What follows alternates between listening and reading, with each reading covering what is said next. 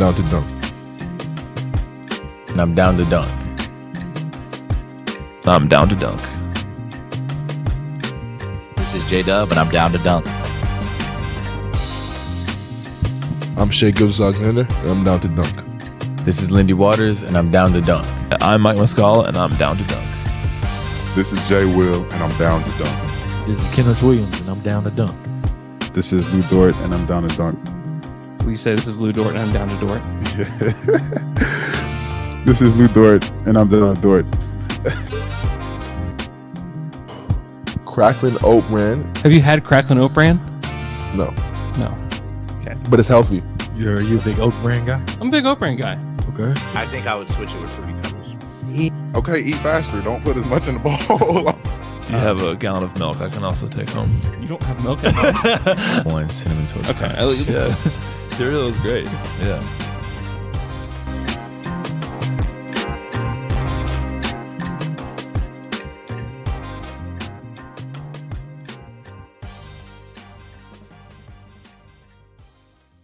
Welcome to Down to Dunk. I'm your host, Andrew Schlecht. We're part of the Athletic Podcast Network.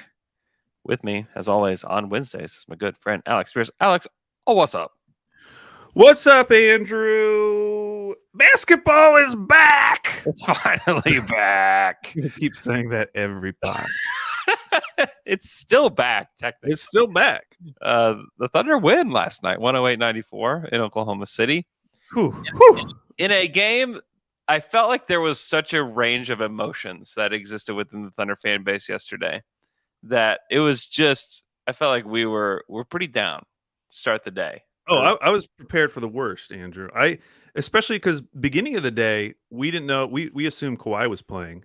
Yeah. So even though we knew PG was out, you're thinking, oh man, we don't have like any of our creators, and we're having to play this Clippers team with Kawhi coming back, who they haven't looked amazing to start the season. Like this, This feels like a get right game for them. Mm-hmm. Like this could be bad. Mm-hmm. This could be like a blowout where we don't learn anything. There's no context to anything that's happening on the court because all of the important guys aren't playing.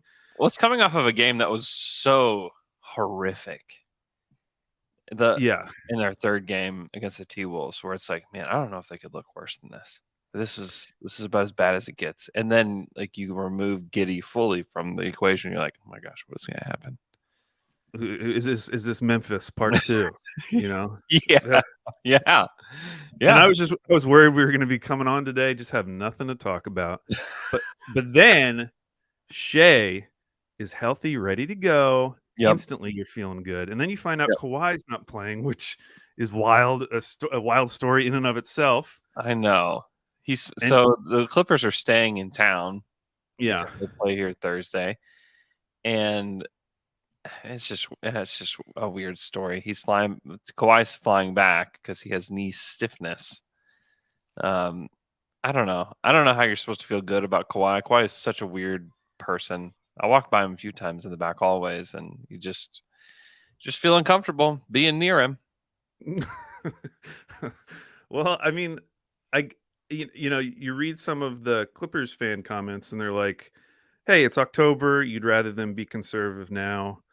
Yeah, and I totally get that. It's more just the fact that he hasn't played for so long, and you would think that all that time off, he's going to be able to ramp up and then continue playing. Mm-hmm. Because it's been so long. The fact that he's still experiencing knee stiffness, man, like how are you supposed to feel good about the rest of the season? Like, I don't know. You have to have that in the back of your mind this entire time. I know. But anyways, that's their problem, not ours. That is their problem. Yeah. No, I mean it's unfortunate. It's only a pick swap with the Clippers because for real. There's knee stiffness. Because watching them. Like, they look old in comparison to the Thunder. They really did. There was, and like the truth is, they are kind of old. They are, but at the same time, the whole idea with them is like, oh, they are so deep. This is basically the same regular season team because those two guys were hurt a lot last year. I know that made it all the. I mean, we didn't think that pick was going to be anything because they had been so good in the regular season. Mm-hmm. And watching them last night, and of course it's just one game, but they haven't looked great in other games either. It's just like, all this depth talk isn't really showing up in an interesting way yet. Yeah, Reggie was particularly like brutal. He was getting roasted by multiple Thunder players. He was really bad. He was 4 of 17, 1 of 6 from 3, and then defensively, like he's just not there. Yeah, I mean, Zubac might have been their best player last night. I mean, you hear the Thunder talk after the game, and that's who they talked about almost exclusively. Really? About just on how they like changed the way they defended. And I asked Mark about the Poku substitutions, which was just so weird. I mean, Poku was in and out. He like played like a 30-second spurt, and then he was like back out again. I was like, what is going? Like, I just turned over I was sitting by Barry Trammell and Joe Masato. I'm just look over them like, what is going on? Like, am I crazy here to think that this is weird? Like, this is so weird. And Mark, I asked Mark specifically about Baisley after the second Minnesota game, and Mark didn't like that I was singling Baisley out. Oh, really? And then so I was like, Joe, I'm gonna have like either you're gonna take the bullet for me, or I'm just gonna have to ask him about Poku. Like, I just have to do it. I can't control myself. If that question isn't asked, like, I need to know like what the heck is going on. So I asked him, but Mark was actually pretty gracious with that question. He's like, it was really just matchup dependent. He's like, it was all about Zubac, like when he was on the court, when he wasn't, and like, okay, like that's a satisfactory answer. Like, just give me something, just because it was very unconventional. Well, we've definitely buried the lead story, Andrew. We're 7 minutes in, and we haven't talked about Mr. Trey Mann, Andrew, who, listen, when I was watching his game last night, I was thinking back to the Saturday Slam and Jam we did with Keith, talking about the Grizzlies. Yeah. And we were asking him to compare this current version of the Grizzlies to the Marc Gasol Grizzlies. And he said something to the effect of, it's weird because back then I thought I was watching a contender, but now that I'm actually watching a team with a high ceiling, I'm looking back at those Gasol teams and realizing like, oh, this is what it actually feels like. Yeah. And watching Trey Mann last night, I was thinking about all these young Thunder players that we've seen over the years where like you think they had a game with flashes, like you think they had a good game. And then you watch that game last night and you're like, oh, that's what it looks like when a guy is like actually taking the next step. Like that's what it looks like to level up, because Trey Mann is a completely different player than he was a year ago.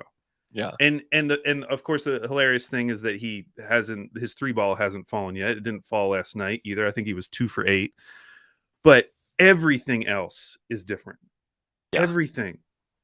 Like the finishes he was making at the rim, especially in that first half, like the degree of difficulty on some of those was like 8 out of 10, 9 out of 10. Like those were really tough finishes, and it wasn't like he was just throwing the ball up.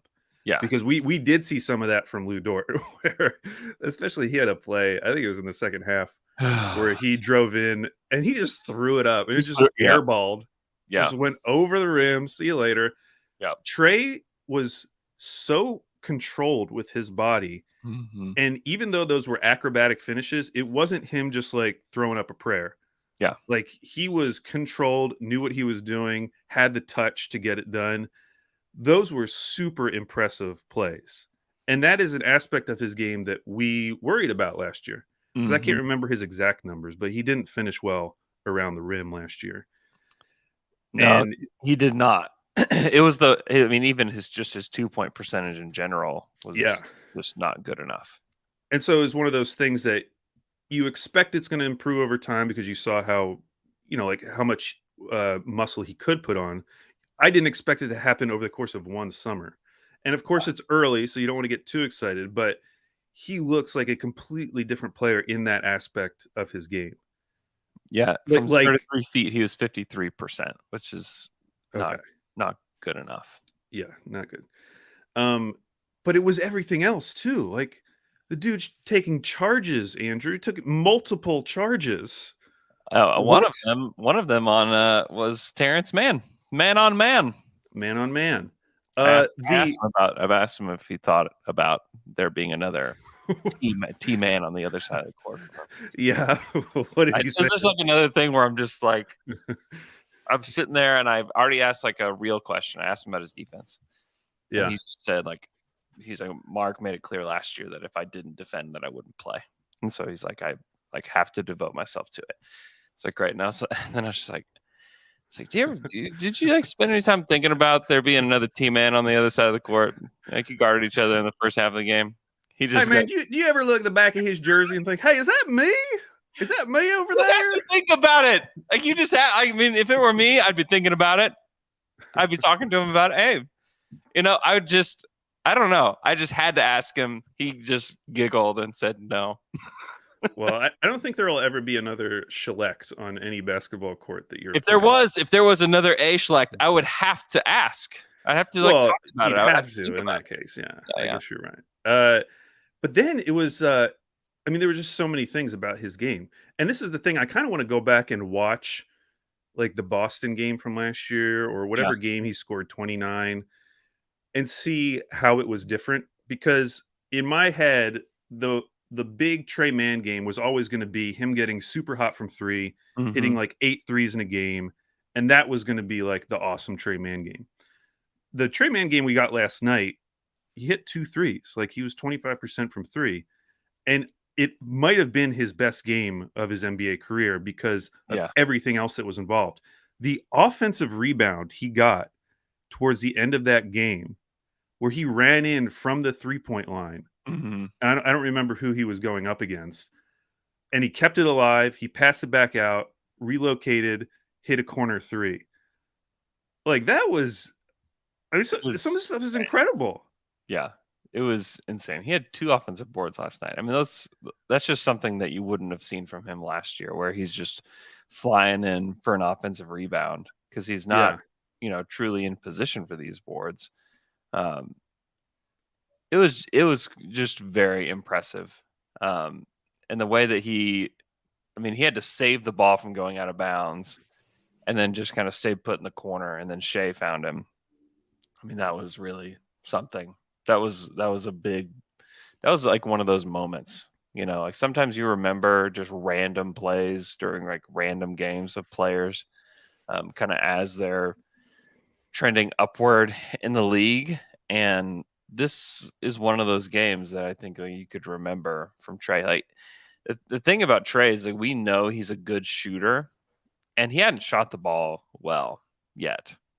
He's 24% overall on the season from 3. He's 6 of 25, and you can still say like he's had like a really good start to the season. He's averaging 15 points, 3 boards, 3 assists per game, and a steal per game in these 4 games. And he's shooting 24% from 3, and he's averaging 15 points. I mean, we're just talking like if he just shoots 35%, which I think is even below what he's capable of. Like, I think he's a better shooter than 35%. That, he's 18 points a game, like pretty easily. I could see a world where that exists. Now, we don't have like the full complement of players here, and what does it look like when everybody's healthy, if that's even possible? I don't know, but you can definitely see that before the season started, we knew it was Shai and Giddey that were going to like elevate themselves. I think Dort, we can talk, we'll save the Dort conversation for a little bit, but Dort had kind of elevated himself from like an entire group just from what he's done in the past. And it's just like who's next? Like who's going to show up? Yeah. And Trey has entered the chat. Trey is a part of this group of guys that I think could be a part of the next like really good Thunder team. And you feel good about him getting minutes now too, because there's so much broccoli in his game Yeah. that like Mark must be in love right now, because like he's just completely changed his Yep. approach to the game from a year ago. Without a And doubt. Yeah. I mean, he obviously got a ton of minutes last night. He got 36 minutes last night. But yeah, I also wanted to point out his passing. There was one play, it didn't actually end in a score, but he drove in the ball and then did a wraparound pass to JRE, who Mhm. immediately went up and he got blocked. But like he has vision too. Mhm. And it's a part of his game that has never shown up in the stats as much as it shows up if you're just watching his game. Like if you watch Trey live, you can see that he has like passing chops. Yeah. But then you'll go look at his stats and like, you know, I don't know if he had more turnovers than assists last year, but it's not like you're blown away by his passing stats. But you see He it, and had more assists than turnovers last year. he did okay. Mhm. But yeah, like last night, 4 assists, 1 turnover, and you know that pass to Jerry, which was a beautiful pass, and a lot of times would have been another assist. Mhm. Like he is just really developing all facets of his game at once, in a way that is super exciting. Yeah. And I don't want to put a ceiling on him Yeah. at all, so Don't I'm do just it. going to leave that open Don't do and it. just say that I'm very excited for the development. And yeah, I'm probably more excited about him through these first 4 games than anyone else on the team. Yeah. Because everyone else on the team is either someone that they're kind of doing what I thought, or they're massively disappointing me. Yeah. No, you can see it. And credit to Presti and to his whole team for drafting him, and then credit, it's one thing to draft a player. It's another thing to take a player like Trey and like actually develop him. Like you've seen like real development happening over Yeah. the course of a year, and happen like really fast. I mean, it's astonishing where we are, and we talk about this almost all the time. I feel like with Trey, where he started, where they were saying like he's not responding very well to NBA length and speed. Like he's getting a shot blocked all the time in practice. Yeah. And they offer that information up, and it's like, oh my gosh. And then to see him now, I mean, it's pretty astonishing, and it's good for the mental health of Michele too, seeing what Trey Murphy did last night. Yeah, for sure. Yeah. To draft Trey Mann, who's younger, and just to have a versatile guard that can shoot it and create like that. I mean, to have 2 of them in Shai and Trey, the Shai Trey duo. I mean, we've had Westbrook in Oklahoma City, and we had Chris Paul for one season, but it almost feels like we really didn't, like actually like have Chris Paul. But to have 2 guards that can really create like this is really fun. And I think that there's a third who just had his eyeball broken. Yeah. And on his way back. Like to have those 3 plus Chet, I mean, you have to be feeling really good. And then like you have guys like Kenrich, and I thought Wiggins was really good last night too. Yeah, he was for sure. And I don't think Dort is as bad as what he's shown, through 4 games. I would hope not. But like there's a real team here. And if you're not watching the Thunder night in, night out, you're not going to see it. If you're like box score watching, you probably look at this and say Kawhi and Paul George didn't play. Like this game doesn't matter. Who cares? You even look at Trey's line, like he's 10 of 24, like 41%, 25% from 3. Like who cares? Like that's not anything crazy.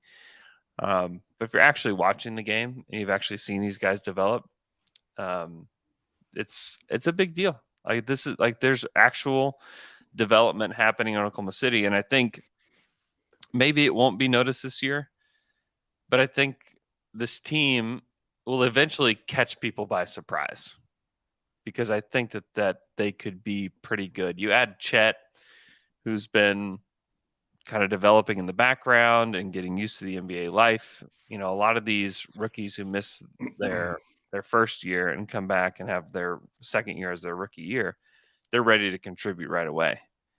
And there's a chance that Chet comes in and does that along with year 3 Trey Mann, along with year 3 Giddey. And you're like, oh wow, like how are the Thunder good so suddenly? It must be Chet. Like Chet's like really changed everything. When the truth is that you have Trey Mann developing, you have Shai turning into a two-way player. Honestly, Shai the last 2 seasons has not been a good defender. Like just like straight up not played well on that end. And he's taking pride on that end. He had 3 steals and 3 blocks last night, and they were all like pretty meaningful plays. That to me has been, I mean, obviously Shai just looks ridiculous when he's able to come off an injury and just jump right back in. He did that from training camp into the season. He had the hip contusion. He said that. So why he was listed as out, I asked him about it after the game. He said that Monday morning he just didn't, he was feeling better, but wasn't feeling up for like getting on the court or anything like that, and had a treatment done and then felt a little bit better. And then he said yesterday morning that he felt really good. And then that afternoon they made the decision for him to play. But Shai to me, if Shai was in a big market, if Shai was on a team that was winning right now, I think people would categorize him differently. I just think that this guy, like to me, he has like all the markings of a superstar. Like gets to the free throw line. He hadn't missed a free throw yet this season. He shot 9 last night.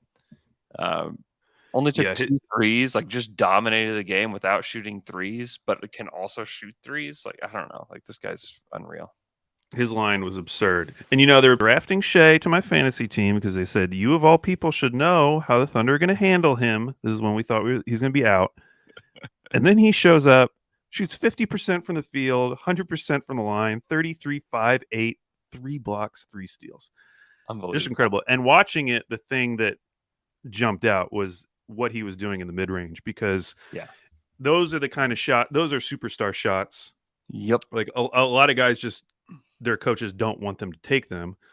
And so the type of guys you think of are guys like Kevin Durant, DeMar DeRozan, those guys who live in the mid-range, and CP3. And last night, like Shai was just taking what the defense was giving him, and they were giving him that mid-range shot, and he was killing them. He wasn't like keeping them honest by making, a couple. Mm-hmm. He was hitting everything to the point where, if that was in the playoffs, like you would just have to get up on him. You have to guard him in the mid-range because he was so automatic. Well, and that's the thing. This is like why the next evolution of his game is so important, because he led the league in drives last year when he played, and a guy that can finish, and he can finish so well at the rim too.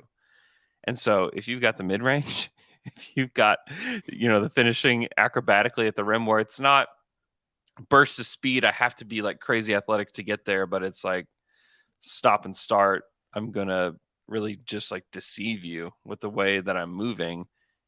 I mean, I don't know. Like he's 24. Like he's not 27. He's on his way to becoming one of the best scorers in the NBA. Like I fully believe that. I fully believe that we're watching like a true star forming in Oklahoma City. And there's just so much hope with this team. And I know that there's been times with this rebuild where it just feels like, when is it going to end? What's it going to look like? How's it going to happen? I think this team is going to show a lot of flashes. So they showed some flashes last night. They're also going to lose a lot of games. They're the youngest team in the NBA. And that's just a part of it. But I think especially whenever Chet comes back next year and you get to see the development of these other players along with Shai, this is a team that's going to be good, honestly, sooner than later. I don't know how much longer you could possibly like hold this team back, mostly because of Shai.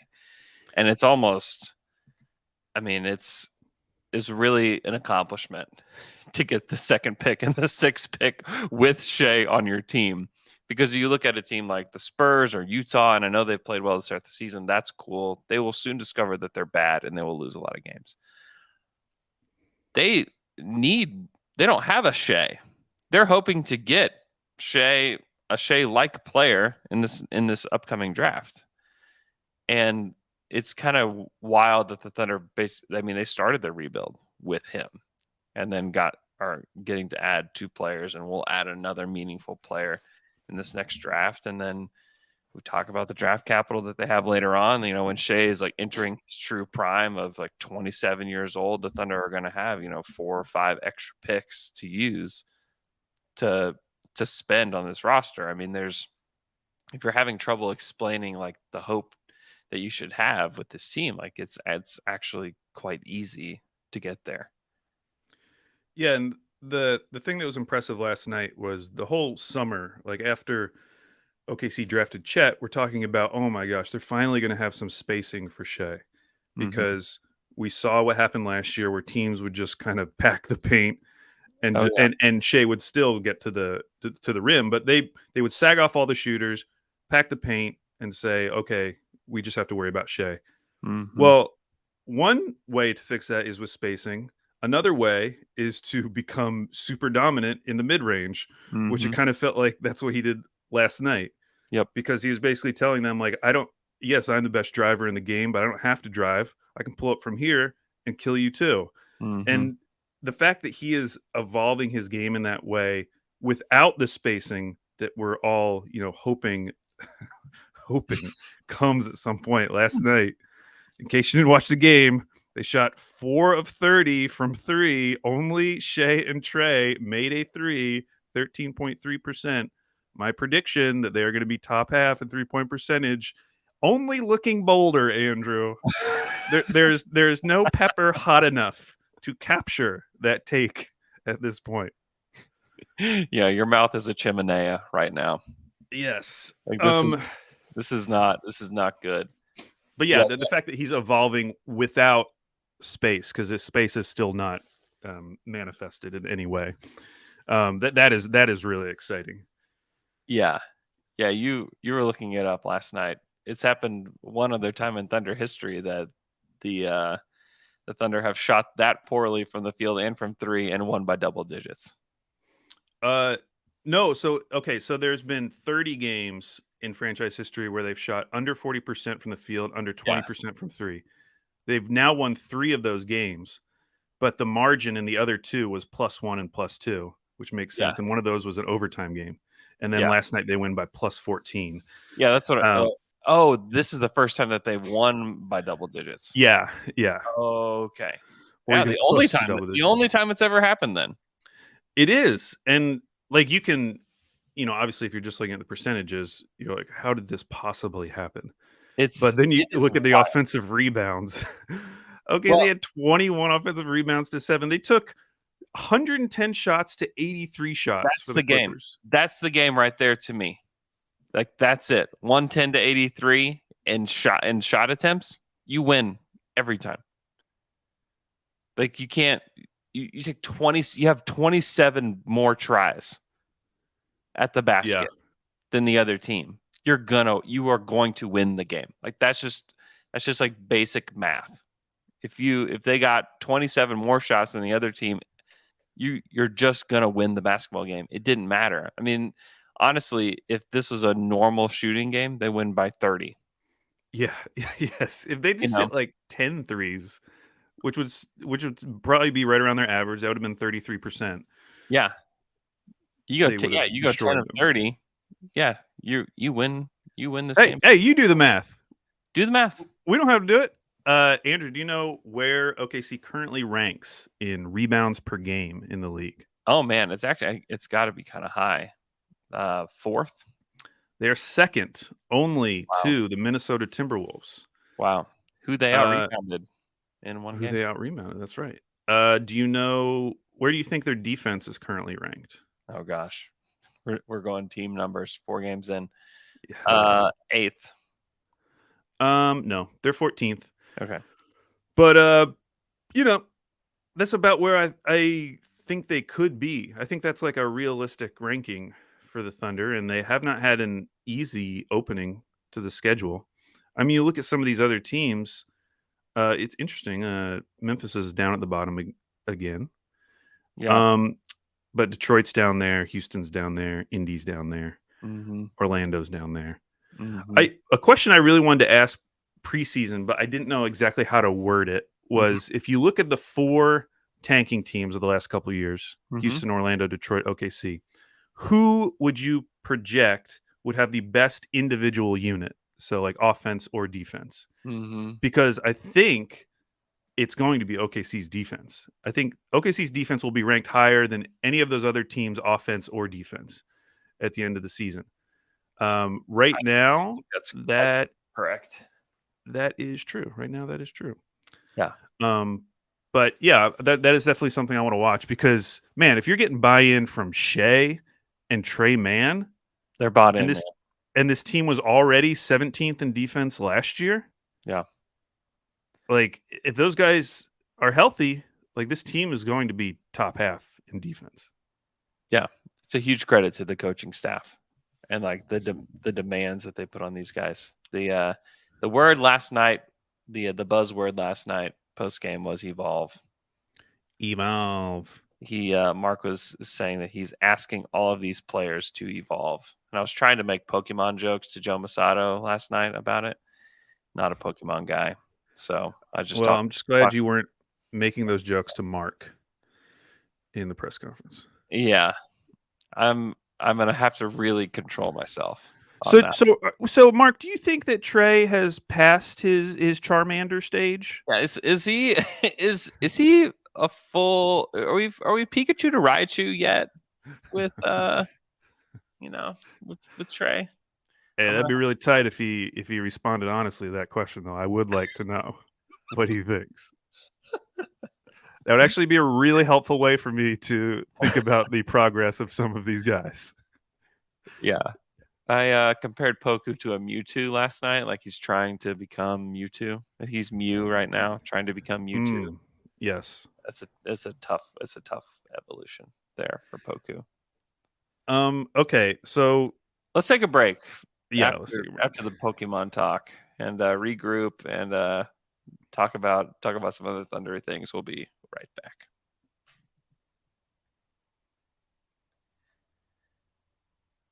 And we're back after that quick break. Al, what else stuck out to you from last night? Well, like a sore thumb. Got to talk about Lou Dort. Yeah. Who Mark defended him in the post game, talking about how good he was defensively, and plus 25. Obviously, plus 25. Yeah, he's best plus minus on the team last night.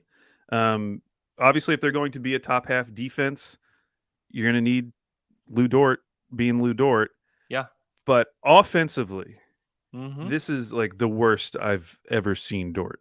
And it's kind of the everything, but his touch is just vanished. Not that he ever had like amazing touch to begin with, but it seems to have gotten worse. You compare, like he took 2 layups in those first 2 minutes of the game. Yeah, that he missed. And I was talking earlier about the degree of difficulty on Trey's, rim attempts. I'm not going to say those were like wide open layups, but those were much easier layups that Lou Dort got. One had Zub on him. That was really tough. One was just a finger roll that he just whiffed. I mean, he should have dunked the ball. Which has been an issue in the past. Yeah, just wanting him to dunk the ball. Zubac really bothered him though. Like Zubac is a giant. He's, easily the biggest guy on the court. He really did bother Dort. Like you go back and look at it, and a few of those drives, like Zub is just right there. But this has been going. This isn't unique to this game. I mean, this is to me. It's less finishing and it's more decision making. Like if you see him there, like find a better shot. Well, and we're seeing that from Poku too, in a negative way, where like he'll get in there and then think like, I guess I'm close enough where I have to shoot it, Mm-hmm. and instead of just passing out, and then he throws up like some of the he's had some goofy attempts in these first couple games from right around the rim. He's been every bit of Poku that he can be. Yeah. But yeah, Lou, I mean, he was 0 for 6 last night from 3. The one shot he made was not a good shot. It was like him mid-ranger. It was like right from the foul line. Yeah, and it was like a fadeaway, like on the move type of shot that you wouldn't normally be expecting to go in. It was an Arizona State style shot too, because it went so high. It did. Like you can think about all kinds of things as the ball's in the air. And what's kind of depressing, worrying about this is usually the time of the year when Lou Dort is all of a sudden good at something. He's really good at something. 2 years ago, remember he shot like 45% from 3 through the first 10 or 20 games. Mm-hmm. Last year, it was his finishing at the rim. Like all of a sudden, he was just good. Yeah. And then both of those things kind of returned to the mean as the season went on. Right now, offensively, like it's hard to find anything to get super excited about. He's shooting 15.4% from 3 right now. Mm-hmm. And I'm assuming it was you who asked the question to Mark in pregame. Was it about, do you prefer Dort taking corner threes or above the break threes? Yeah, I asked him if he was getting the kind of shots that he wanted him to. Was my question. Yeah. And then I can't remember. He basically did the equivalent of just throwing the question back in my face, which is like, no, like he just like, he's like, well, that's not really. And then I just said, okay, do you want him taking more corner threes? Or are you satisfied with the above the break threes that he's taking? Yeah. And he said the data shows it's just whether they're open or not and how contested they are. Like he should not take contested threes is basically what he said. Which my response, if we were sitting down, just he and I over a cup of Joe, I would have said, nobody cares if Lou Dort shoots threes. Like who's really contesting Lou Dort? But it's funny because, and he mentioned this, and I had actually looked at the stat up the other day. Lou was 39% on pull-up threes last year. And he was like 29% on catch and shoot threes. Yeah. So it's not necessarily that's what makes it hard. Is like, it's like, how do you shoot a pull-up 3 from the corner? You don't. Those are catch and shoots. But catch and shoot last year, he was not good. And so part of me wonders, and we know that he's working with Chip. Like, we know that that's a thing. And part of working with a shooting coach is not always like this linear progression. Sometimes it's, hey, man, I need you to do something different than you've ever done in your life with regards to shooting the basketball. And sometimes you have to like take a step back to like really move forward. And I think that's part of like, I think about Russell. And you think the Thunder like never offered shooting coach or shooting help for Russell Westbrook? Like, absolutely. They had to have, because he was just not a very good outside shooter. But the problem is sometimes you have to look like Lou Dort, 1 of 11, and some of it's not just the shooting, like some of it's like the decision making, the driving layups that just, and just like the whiffed finger roll. Like there's more to it than just this. But I just wonder if behind the scenes, like Chip is like working with Dort on changing his shot some, and it's hard to see, it's hard to tell, because from what the players have said when I ask about Chip is like he just makes these like little tweaks with everybody, like just simplifying things.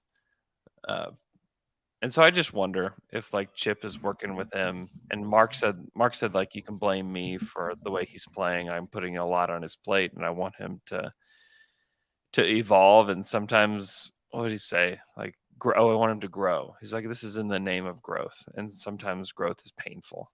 And so, See, I saw. I thought that was a really interesting quote. Um, fully acknowledging that, like, obviously, I don't know anything, but I watch these games and I'm like, oh, Lou Dort's playing like Lou Dort typically plays on yeah, offense. Like, I don't see what change he's talking about. Like I would love to know the details of what he has been asking Lou to do mm-hmm. that I is mean, so much different than what he's done in the past, because it's for a casual, it's hard to pick up. yeah, for a first level thinker, it's hard for us to see. Yeah. What do you, For someone dumb as hell.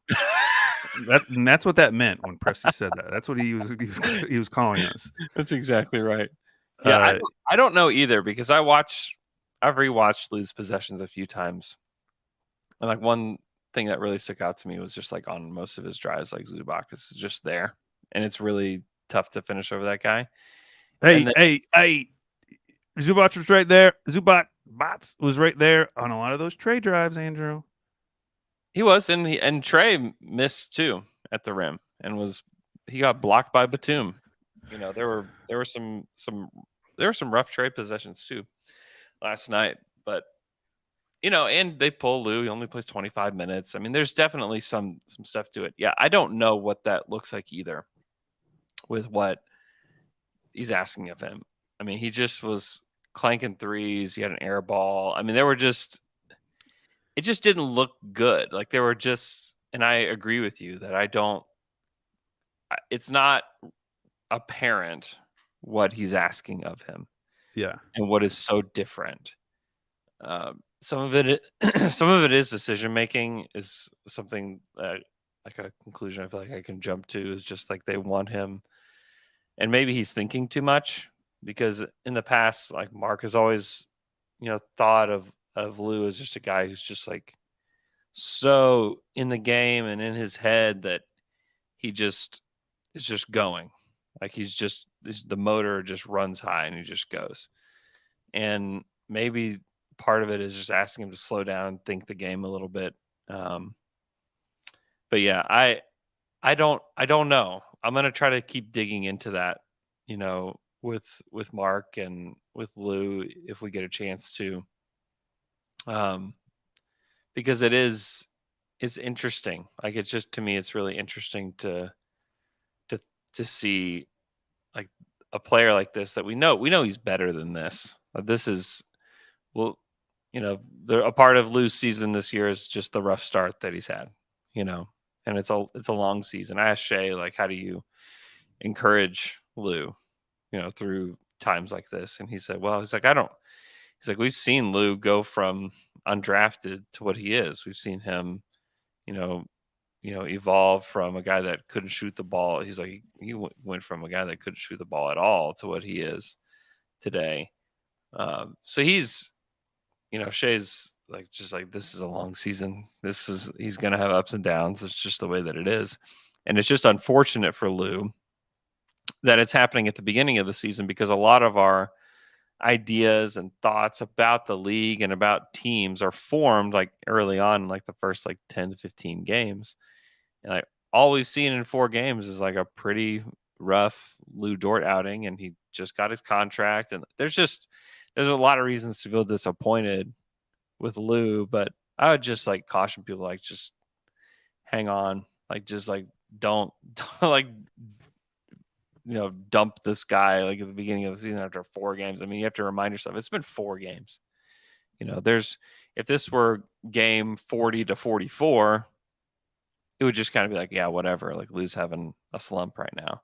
But because this is all that we've seen, like, this is the only sample that we have, it just feels way more significant, when I honestly don't think it's super significant with regards to like Lou and his career.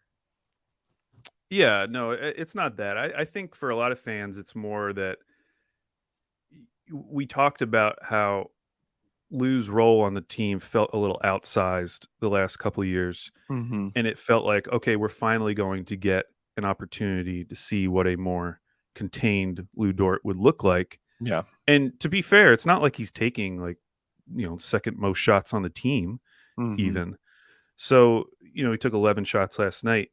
It's just the way that it has looked has it's kind of dampened some of that preseason excitement of like, oh, we're getting Lou Dort back. He's going to be in a new role. Like we're getting like old school Dort defense is coming back.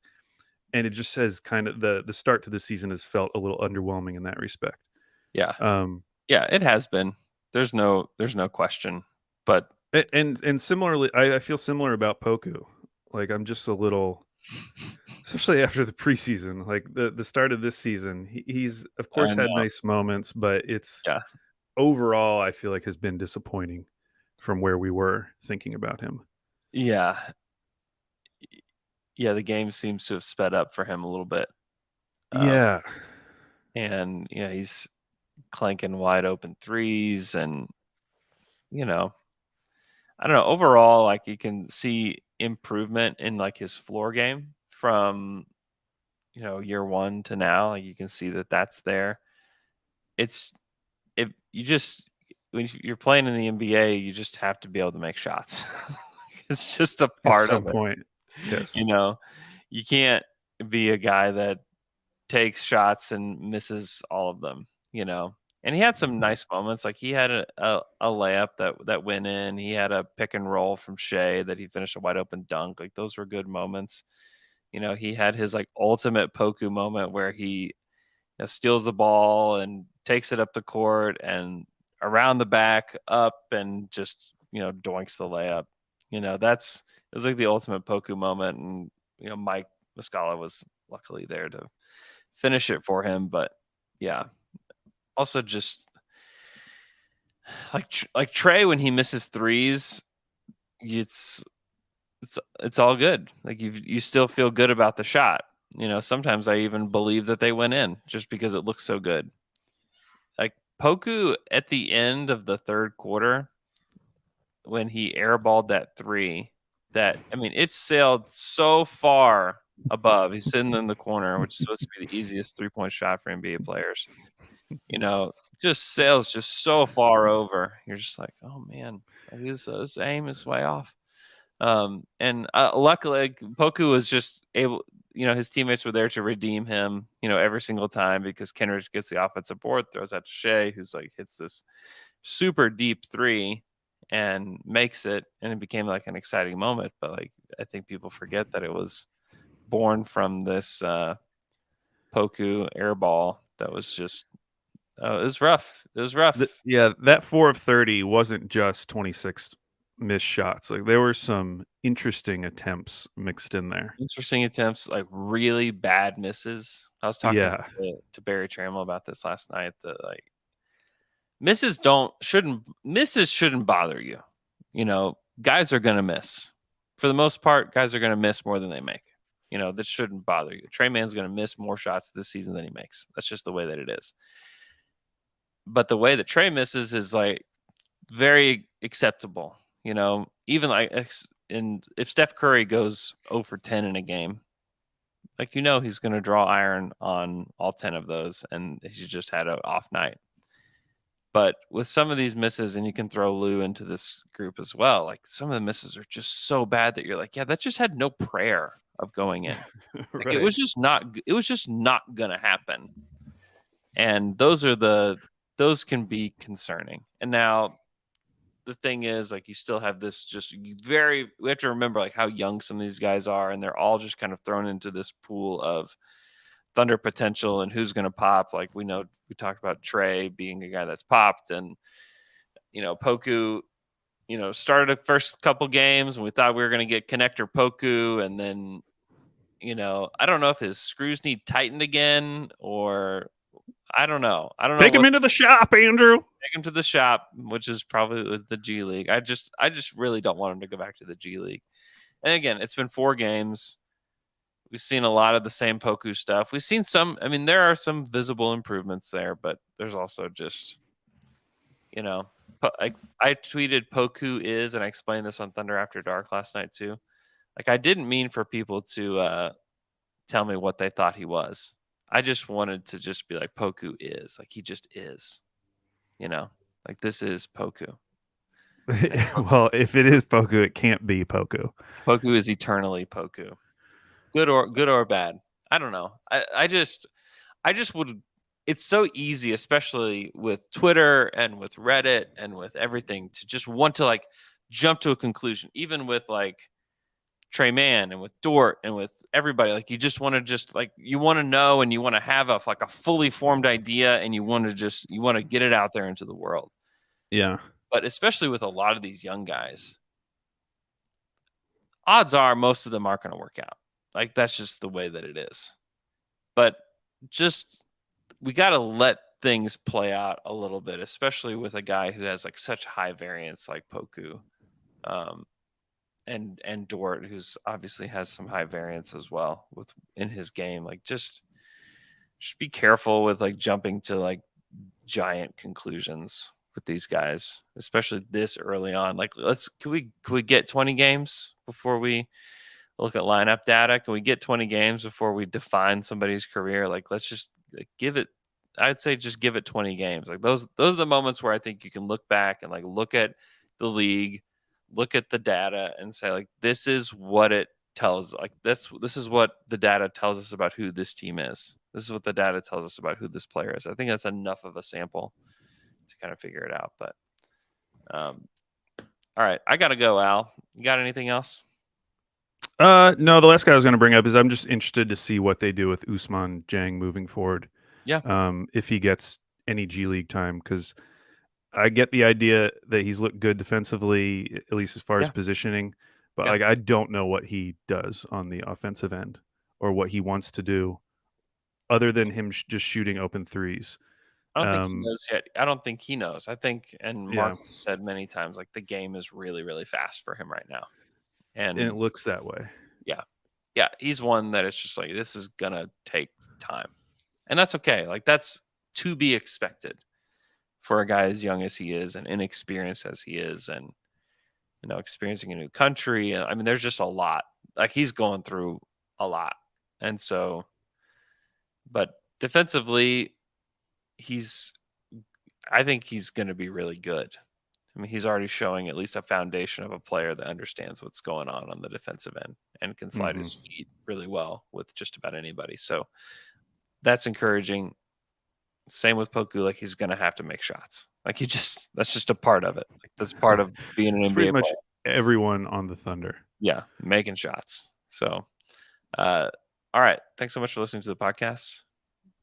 Next Thursday, Alex, you'll be there. Down to Dunk Night. We'll be there.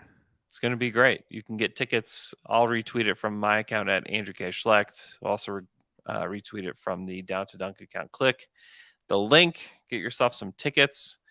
You're going to get a chance to win courtside seats to a Thunder game of your choice. So we'll do a half-court shot contest. If you win that, you will get tickets to a game of your choice. It's going to be a wonderful, wonderful time. So be sure to join us. We'll have a pregame meal over at the Tap House in the Omni. We'll walk over to the game together. We'll enjoy a glorious game against the Denver Nuggets, and then we'll get to hang out after the game, and it's going to be really great. So please join us. I hope you guys have a great Wednesday. We'll talk to you guys again on Friday.